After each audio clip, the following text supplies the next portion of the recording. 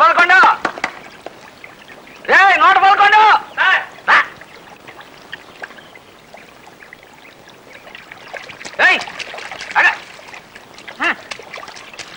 ఏట్రా మా ఇంట్లో నుంచి వరదలు వస్తున్నాయి.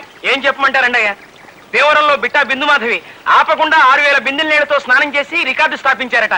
అమ్మగారు 7000 బిందెల నీళ్లతో స్నానం చేసి బిందె మాధవి బిరి తెచ్చుకొని కొత్త రికార్డు నెలకొల్పాలని ప్రయత్నిస్తున్నారు. బిందె మాధవ నా బంధు మాధవా చంపేస్తుందిరా. అయినా దానికి నీళ్ళు ఎక్కడరా? ఇప్పటికి 3 ట్యాంకర్లతో నీళ్లు తెప్పించారండి అయ్యా. అట్లాగా అయితే నేను దాచుకున్న డబ్బంతా నీళ్ళలో కలిపేసింది అనమాట.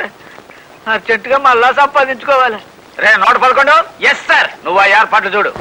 నొక్కండి నొక్కండి నొక్కండి నొక్కండి. అబ్బో ఏటో అనుకున్నాను, గురువు గారికి గొప్ప కండబలం ఉంది. ఇదిగో బాబా 5. ఏ మాట కామాటే చెప్పుకోవాలి. ఈ స్కిల్ గేమ్స్ లో మన కొట్టేవాడు హోల్ ఇండియా మొత్తం మీద లేడయ్యా. ఇంకోసారి అద్దామా పందెం? అలాగేనండి. నొక్కాలి. అది ఓడిపోయాను సార్. ఎందా 5. ఇంకోసారి వేసుకుందాం పందెం? అలాగే సార్. ఎందా 5. ఎరా పరాస్కల్గా ఉందా? చేయి లూజుగా వదిలేసి డబ్బులు ఇచ్చేస్తున్నావు. బలంగా పట్టు. నిజంగా ఓ పట్టు పట్టమంటారా? పట్టు. ఇవాళ నువ్వు నేను తేలిపోవాలా. కమాన్.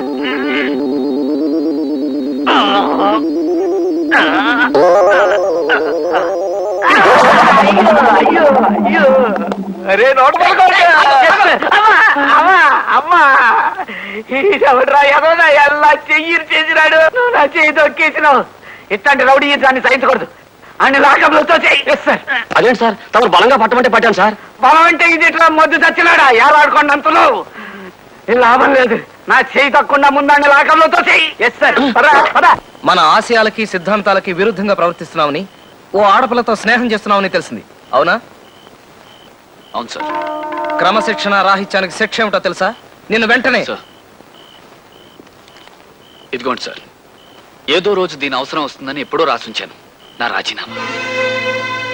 ఇప్పుడు నేను మీ దగ్గర పనివాణ్ణి కాను కాబట్టి మీ శ్రేయోభిలాష్గా 2 మాటలు చెప్తాను సార్.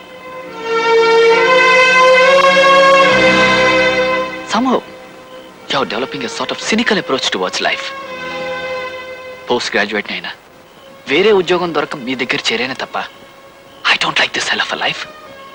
నాకు నన్ను ప్రేమించే భార్య కావాలి, నన్ను అభిమానించే బిడ్డలు కావాలి. I want a small cute world of my own.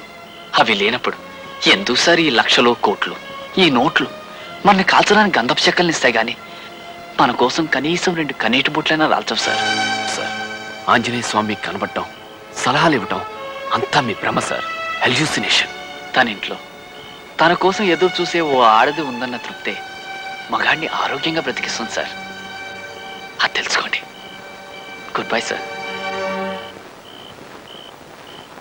Sir, నేను మీ దగ్గర పనివాణ్ణి కాకపోయినా మీకు ఎప్పుడు ఏ అవసరం వచ్చినా I met your service sir. వస్తాను. చాలా ఇబ్బందులు పడ్డావు రామయ్య. ఏం చేయాలో నాకేం తోచడం లేదు హనుమయ్య. సంస్కృతంలో ఏదో అనేసి మాయమైపోక తెలుగులో సలహా చెప్పు. ఇదంతా నీ చేతులారా నువ్వు చేసుకున్న తప్పు రామయ్య. నేను చేసుకున్న తప్ప కాకపోతే ఏమిటయ్యా, స్త్రీద్వేషి సమాజం ఏమిటయ్యా నీ మొహంలాగా. పృథ్వీలో ఏ మగవాడైనా ఆడదాన్ని తోడు లేకుండా బ్రతకగలడా? స్త్రీ అను, స్త్రీ. ఆడది అను, ఆడది. చూసావా, ఆడది స్త్రీ అనడానికి ఒక పెదవికి మరో పెదవి తోడు అవసరం లేదు. స్త్రీ, ఆడది. నిజమేనయ్యా, పెద్దలు కలుసుకోవడం లేదు. పురుషుడు అను, పురుషుడు. మగవాడు అను, మగవాడు. చూసావా, పురుషుడు మగవాడు అనడానికి ఒక పెదవికి మరో పెదవి తోడు అవసరం. నిజమేనయ్యా. పేరులోనే మగవాడికి ఓ తోడవసరం అనిపించేలా సృష్టించింది మా అమ్మ సరస్వతమ్మ. నాలాంటి స్టేట్ ర్యాంక్ దేవుళ్ళు సరే, క్యాబినెట్ ర్యాంక్ దేవుళ్ళు కూడా సీతారాములు, పార్వతీ పరమేశ్వర్లు, రాధాకృష్ణులు అని తమ పేర్ల ముందు భార్యల పేర్లు తగిలించుకుని స్త్రీజాతిని గౌరవించారు. అలాంటి స్త్రీ మీద నువ్వు ధ్వజమెత్తమేమిటి చెప్పు? అది ముమ్మాటికి నీ తప్పే. కేవలం నీ ప్రియురాలే ఆడదు కదయ్యా, మీ అమ్మ కూడా ఆడదే, అది తెలుసుకో. మరి ఇలాంటి మాటలు ఇంత ముందు చెప్పలేదే? వచ్చినప్పుడల్లా ఏవేవో పిచ్చి పిచ్చి సలహాలు ఇచ్చేవాడివి. ఏదో గౌరవంగా పిలిచి ఉచితంగా కాఫీలు కూల్ డ్రింకులు ఇస్తున్నావు కదా అని నాకు తోచిందేదో చెప్పేవాడిని. వద్దంటే ఇక రానులే, వేరే ఇల్లు చూసుకుంటాను, నీ దోవ నువ్వు చూసుకో, వస్తా.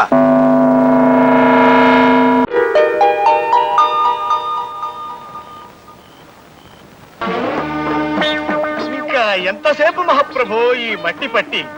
ఇంకొక గంట ఉంటే ఒంటికి మంచిదయ్యా. ఈ శమంతా ఎగిరిపోవాలా. ఈ చెమ్మ ఎగిరే లోపు మన కళ్ళు చెమ్మగిల్లుతాయేమో మహాప్రభు. ఇట్లా మనల్ని ఎవరు చూసినా ప్రమాదమే. జూ వాళ్ళు చూస్తే వాళ్ళ కోతులు తప్పించుకొచ్చాయని పట్టుకెళ్ళిపోతారు.